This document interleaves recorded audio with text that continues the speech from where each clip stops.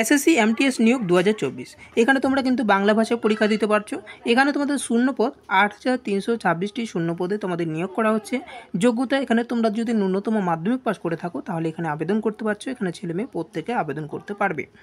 এখানে তোমাদের total vacancy এবং এলিজিবিলিটি ক্রাইটেরিয়া কী রয়েছে, কীভাবে আবেদন করতে হবে, এক্সাম প্যাটার্ন এবং সিলেবাস কী রয়েছে, সিলেকশন প্রসেস তোমাদের কী রয়েছে, এক্সাম সেন্টার তোমাদের কোথায় রয়েছে, কোথায় পড়বে এক্সাম সেন্টার এবং অ্যাপ্লাইয়ের যে লাস্ট ডেট তোমাদের কবে, প্রত্যেকটি বিষয় নিয়ে আলোচনা করব।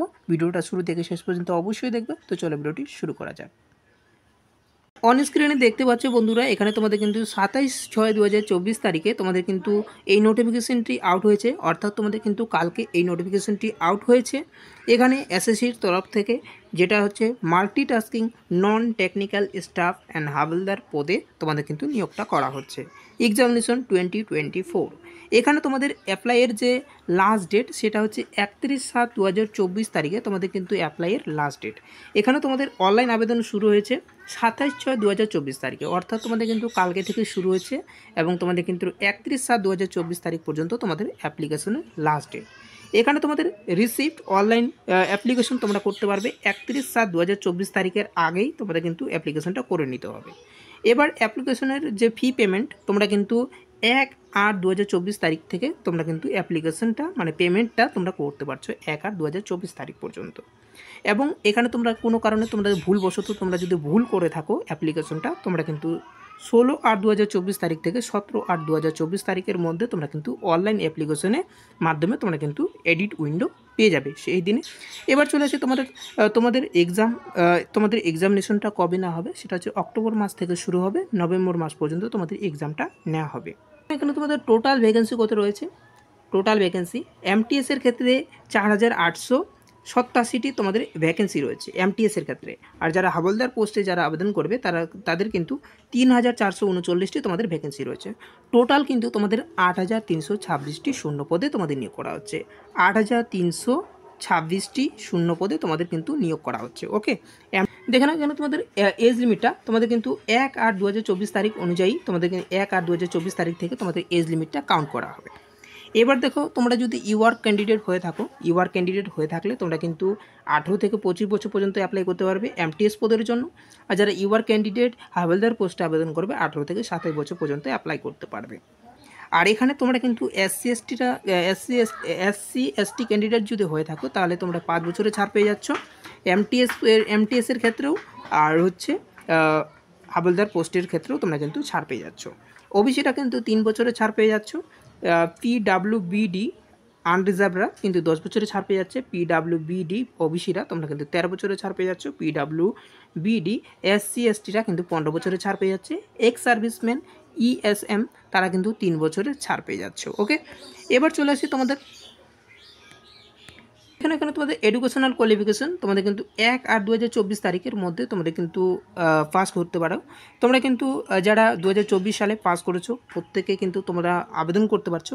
যারা 2024 সালে এবছরে যারা উচ্চ মাধ্যমিক দিয়েছো তারা প্রত্যেকে আবেদন করতে পারছো। এখানে যেহেতু মাধ্যমিক পাশে আবেদন মানে নেওয়া হচ্ছে, মাধ্যমিক পাস হয়ে থাকলেও তোমরা এখানে আবেদন করতে পারছো। এখানে রয়েছে ম্যাট্রিকুলেশন এক্সামিনেশন, আর এখান থেকে যে কোনো রিকগনাইজ বোর্ড থেকে ম্যাট্রিকুলেশন পাস করে থাকলে তোমরা এখানে আবেদন করতে পারছো। যারা 2024 সালে পাস করেছো তারা আবেদন করতে পারছো। ঠিক আছে, দেখো 1/8/2024 তারিখ রয়েছে, এখান থেকে 1/8/2024 তারিখ থেকে তোমাদের কিন্তু এগুলো কাউন্ট করা হবে। অ্যাপ্লিকেশন ফি তোমাদের কিন্তু যারা ইউআর ক্যান্ডিডেট রয়েছে তাদেরকে কিন্তু 100 টাকা অ্যাপ্লিকেশন ফি দিতে হচ্ছে। এসসি এসটি ছেলেদের ক্ষেত্রে 100 টাকা দিতে হচ্ছে। ওবিসিদের ক্ষেত্রেও কিন্তু 100 টাকা দিতে হচ্ছে। যারা মেয়ে ক্যান্ডিডেট, এসসি এসটি ক্যান্ডিডেট মেয়ে ক্যান্ডিডেট তাদেরকে কিন্তু কোনো রকমে তোমাদের অ্যাপ্লিকেশন ফি দিতে হচ্ছে না। ওবিসিদের ছেলে মেয়ে প্রত্যেকে কিন্তু 100 টাকা দিতে হচ্ছে। আর জেনারেলদেরও কিন্তু 100 টাকা দিতে হচ্ছে। এসসি এসটি ছেলেদের কিন্তু 100 টাকা দিতে হচ্ছে, কিন্তু মেয়েদের এসসি এসটি মেয়েদের কিন্তু 100 টাকা দিতে হচ্ছে না। ঠিক আছে, এবার চলে আসি তোমাদের, দেখো এখানে তোমাদের সিলেকশন প্রসেস এবং এখানে তোমাদের এক্সামটা কীভাবে নেওয়া হবে। দেখো এখানে তোমাদের সিলেকশন প্রসেস, তোমাদের যারা এমটিএস পদের জন্য আবেদন করবে তোমাদের কিন্তু একটা এক্সাম নেওয়া হবে, সিবিটি এক্সাম নেওয়া হবে, তারপর ডকুমেন্ট ভেরিফিকেশন হবে। এই দুটোর মাধ্যমে তোমাদের কিন্তু এমটিএসে নিয়োগ করা হবে। আর যারা হাবিলদার পোস্টের জন্য আবেদন করবে তাদের কিন্তু কম্পিউটার বেসড টেস্ট হবে, মানে ইংরেজি তোমাদের কিন্তু কম্পিউটারে পরীক্ষা নেওয়া হবে, সিবিটি এক্সাম নেওয়া হবে, তারপর হচ্ছে পিইটি, তারপর পিএইচডি হবে। এটা হচ্ছে হাবিলদার পোস্টের ক্ষেত্রে। আর এমটিএসের ক্ষেত্রে তোমাদের কিন্তু দুটোভাবে সিলেকশন হচ্ছে, একটা হচ্ছে সিবিটি এক্সাম নেওয়া হবে, কম্পিউটার বেসড টেস্ট নেওয়া হবে, তারপরে হচ্ছে তোমাদের ডকুমেন্ট ভেরিফিকেশনের মাধ্যমে তোমাদের সিলেকশনটা হয়ে যাবে। এবার হচ্ছে যারা হাবিলদার পোস্টের ক্ষেত্রে আবেদন করবে তাদেরকে কিন্তু কম্পিউটারে এক্সাম নেওয়া হবে, তারপর নেওয়ার পর পিইটি হবে, পিএসটি হবে, তারপরে সিলেকশন প্রসেস কমপ্লিট। ওকে, এখানে তোমরা কোন কোন ভাষায় এক্সাম দিতে পারবে দেখো, আসামি রয়েছে, বেঙ্গলি রয়েছে, গুজরাটি রয়েছে, অনেক ভাষায় রয়েছে, এখান থেকে দেখে নিতে পারো, চাইলে স্ক্রিনশট করে নাও।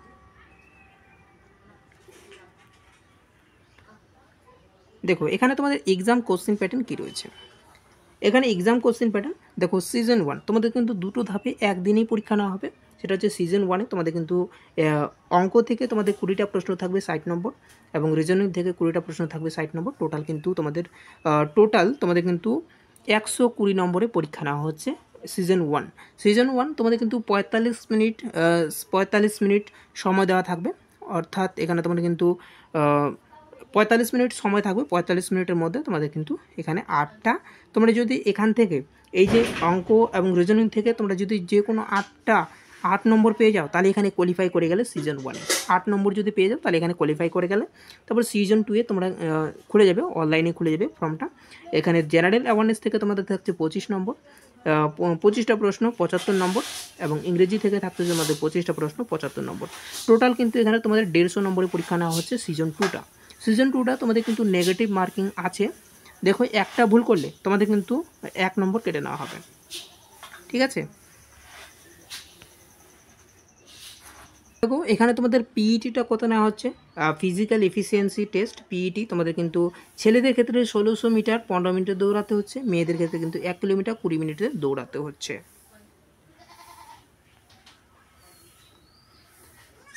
এবার দেখে নিই তোমাদের পিএসটি মানে ফিজিক্যাল স্ট্যান্ডার্ড টেস্ট কী রয়েছে। দেখো ছেলেদের ক্ষেত্রে হাইট রয়েছে 157.5 সেমি, ওকে। আর যারা চেস্ট তোমাদের কিন্তু চাওয়া হয়েছে 81 সেমি, ঠিক আছে। 81 সেমি যদি হয়ে থাকো তাহলে এখানে আবেদন করতে পারছো। দেখো এখানে তোমরা যারা রয়েছে 157.5 সেমি তারা কিন্তু এখানে রয়েছে SC ST যদি ক্যান্ডিডেট হয়ে থাকো। আর তোমরা যদি জেনারেল ক্যান্ডিডেট হয়ে থাকো তাহলে এখানে তোমরা 162 করে নেবে, ওকে। 162 সেমি লাগবে তোমাদের, এবং চেস্টটা কিন্তু তোমাদের 81 সেমি লাগবে, এবং ফুলিয়ে কিন্তু 5 সেমি ফোলাতে হবে, 86 সেমি তোমাদের ফোলাতে হচ্ছে। এবার চলে আসি ফিমেলদের ক্ষেত্রে কিন্তু 22 সেমি মানে 152 সেমি। যারা SC ST জেনারেল ক্যান্ডিডেট মেয়েদের ক্ষেত্রে কিন্তু 152 সেমিয়ে রাখা হয়েছে, ওকে। এবার তোমাদের কিন্তু মেয়েদের ক্ষেত্রে কোনো রকমের চেস্ট চাওয়া হয়নি, তোমাদের কিন্তু ওজনটা চাওয়া হয়েছে, যেটা হচ্ছে 48 কেজি হয়ে থাকলে তোমরা কিন্তু এখানে আবেদন করতে পারছো। আর যারা জেনারেল রয়েছে তারা কিন্তু আরও 2 কেজি লাগছে, তাহলে টোটাল কিন্তু তোমরা 50 কেজি হতে হবে, ওকে। পরীক্ষার এক্সাম হলে তোমাদের কোন কোন ডকুমেন্ট নিয়ে যেতে হবে দেখো না, এখানে তোমাদের আধার কার্ড প্রিন্ট আউট আধার কার্ডটা নিয়ে যেতে পারো, নয়তো তোমাদের কাছে যে আধার কার্ডটা রয়েছে সেই আধার কার্ডটা নিয়ে যেতে পারো, নয়তো অনলাইনের মাধ্যমে তোমরা ডাউনলোড করে সেটাকে প্রিন্ট আউট করে তোমরা নিয়ে যেতে পারো, যেটাকে বলছে আধার কার্ড, ওকে।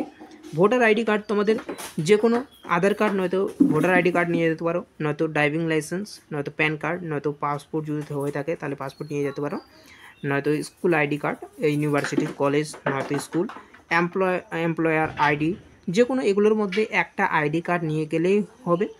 আমি বলবো বিশেষ করে ভোটার আইডি কার্ড আর আধার কার্ডটা, এই দুটোর মধ্যে যে কোনো একটা নিয়ে যাবে। ধরো আজকে এই পর্যন্ত ভিডিওটি যদি ভালো লাগে থাকে ভিডিওকে অবশ্যই লাইক করে দেবে, চ্যানেলে নতুন হয়ে থাকলে চ্যানেলটাকে অবশ্যই সাবস্ক্রাইব করে রাখবে। থ্যাংক ইউ, ধন্যবাদ, জয় হিন্দ।